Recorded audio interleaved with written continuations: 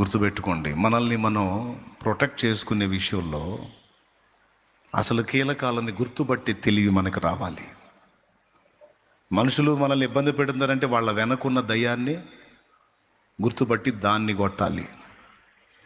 ఎవరైనా ఏదైనా risk face చేస్తున్నారంటే అసలు మూలం ఏంటి, ఎక్కడ దెబ్బ కొడితే మొత్తం బ్యాలెన్స్ అయ్యిద్ది అనేది తెలుసుకొని ఉండాలండి. తెలుసుకొని ఉండాలి. ఎక్కడ మీట నొక్కితే ఎక్కడ బొలు వెలిగితే దీనికి మొత్తానికి ఎక్కడుంది, అసలు దీనికి కీ ఎక్కడుంది తెలుసుకొని అక్కడ కొడితే మొత్తం లైన్ బ్యాలెన్స్ అవుతుంది.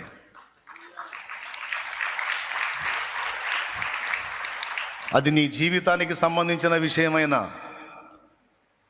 నీ భవిష్యత్తుకు సంబంధించిన విషయమైనా. టోటల్ లైఫ్ అంతా కొలాప్స్ అయింది మాది. జాగ్రత్తగా వినండి.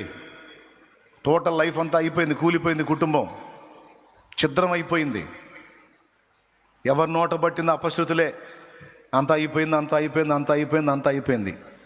ఆ టైంలో దొరికాడు యేసయ్య, పేదకు దొరికిన పెన్నిదిలాగా. ఆ యేసయ్య మాటను బట్టి, ఆయనను బట్టి ఇంటి మొత్తం మాట్లాడే మాటలకి రివర్స్ మాట్లాడటం మొదలుపెట్టాను నేను. అయిపోయింది అయిపోయింది కాదు, ఇక్కడి నుంచే స్టార్ట్ అవుతుంది మన లైఫ్ అని. ఎక్కడి నుంచే స్టార్ట్ అవుతుంది, ఒక క్రొత్త మలుపు తీసుకుంటది, ఒక నూతన అధ్యాయం ప్రారంభమైంది. అయిపోలా, ఇదే ప్రారంభం, ఇదే ప్రారంభం. ముగిసిపోలా, ఇదే స్టార్ట్, ఇదే స్టార్ట్, ఇదే స్టార్ట్. చూడండి దేవుని కార్యం. మొత్తానికి రివర్స్ అయి మాట్లాడుతుంటే వాళ్ళు అవాక్ అయిపోయారు ఫ్యామిలీ.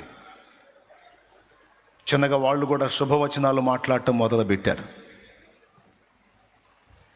చివరికి ఏం జరిగిందో మీకు తెలుసు.